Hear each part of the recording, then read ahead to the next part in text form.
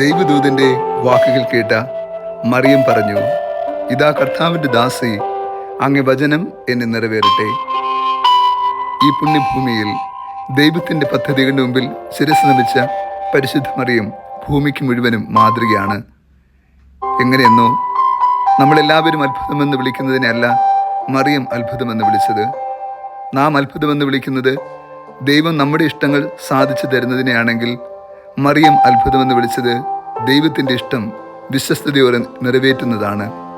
സത്യത്തിൽ അപ്രകാരമുള്ള അത്ഭുതങ്ങൾക്ക് വേണ്ടി സ്വന്തം ജീവിതം സമർപ്പിച്ച വ്യക്തിയുടെ പേരാണ് മറിയം.